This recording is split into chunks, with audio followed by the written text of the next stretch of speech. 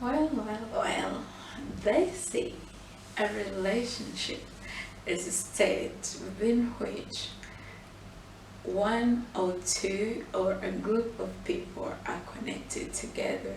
It can be by blood, it can be by marriage, it can be by love, but it involves a group of people or more than one person. And at the same time, a career is an occupation or a job that one is signed up for a certain period of a time or maybe a lifetime, and there is always a chance that it will progress, like it will grow. So today I want us to talk about career versus relationships. What do you think, people? I mean, it's such a challenging discussion, but I want you to share with me what is your take. I mean, in simple terms, a career is personal, it's a personal benefit, but a relationship is more of a teamwork, it's more of family orientation, it's more of more than one person, but more people with whom are much more important. But again, your career is so much important because it benefits you individually and your relatives partially. So guys, I want you to discuss with me. I'm gonna share with you what I think, and let us talk about this. Hello, my name is Fosca, aka Blyside. Welcome to Brand New Day.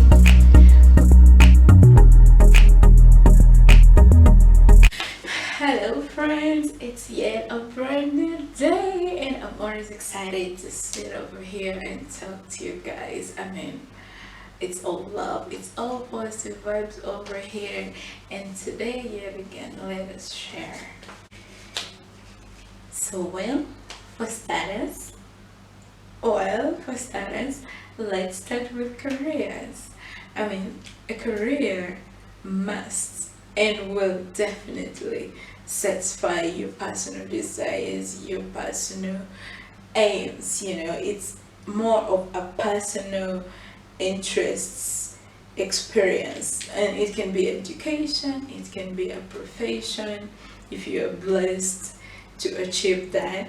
It can be your passion, I mean, if it's art or maybe entertainment, it can be your talent, it can be your dream job, it can be your business, it can be that big brand. A career is always that personal goal of achieving, of establishing. And yet, on the other hand, a relationship is more of another person involved in your life, probably with a different background or with even a different career and goals, but with the same interests as you. It could be a relationship, as in, pardon me, it could be love related, it could be marriage, it could be friendship, it can be, happily ever after, it can be a family, a relative, it can be anybody, but with the same interests as you. So, how do you go about managing the two of them? I mean, in most cases, like on the side of us ladies, we get to be in a situation where we need to choose. And this is normally like the hardest test. I mean, how do you choose between something that you have dreamed of maybe all your life? I mean, let's say, me personally, I always wanted to be a doctor. And along the way, for some reasons, I could not continue to pursue that goal. I had to channel, but I channeled it to something that I could afford, or something that could sustain me for that particular time. But If it's by my choice, yes, if it's my own choice, that is a different case. But when it's someone you have met, or someone who happens to be a third party between you and your decision making, is the one to give you options to choose, it's normally so challenging. And we have seen, we have heard, and some of us have experienced these challenges. But hey, it is what it is. At the end of the day, you have to make the best decision, the best choice in that particular scenario. And again, as always, it all comes back to choices, friends. It always comes back to choices. The way you see things, the way you visualize your dream or your career or your aim or your goals, it's the only thing that can guide you to making such important but very tough decision. Well, I'll give you an example of a young girl or a young man who has passion for entertainment, or maybe they want to be a singer or a dancer or maybe a producer or a dramatist. Name it all, it can be any talent. But your family, your parents, who happen to be your funders, they have to pay your school fees. They're like, no, son, we know you love that, we know you have passion for that, but it's not what you're gonna go for. I mean, we see you in another picture, we see you as a lawyer, we see you as a doctor, we see you as a nurse. So it's either you go for what we see in you, or otherwise forget about the tuition. Imagine in such a state. I mean, if it were you, what would you do? Remember, you have the desire to become somebody. You want to do something, but there is circumstances that in between you have to make a decision.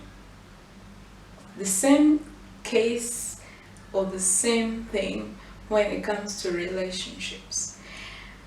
I mean, let's say you are married, and this, I'm not being discriminative, but I think we as women face a lot of this imbalance compared to men. Normally, when we get into an involvement, let it be a marriage or a courtship, we as women are always expected to be the ones to lower our standards, to lower our ambitions, so that I don't know how the man or the other gender feels about it. I don't know if it boosts their esteem or their personality by feeling that someone is below me. I really need somebody to make me understand that. But they always expect us as women to lower our standards. And well, the society has taken it like that. But there are particular things that even though I will be submissive, I will be loyal as a woman, there's still some decisions, some personal decisions that I expect you as my boyfriend, as my fiance, as my husband to be able to understand and to be supportive of. Example, if it's about education or if it's about my job. Let's say you met me while I'm working.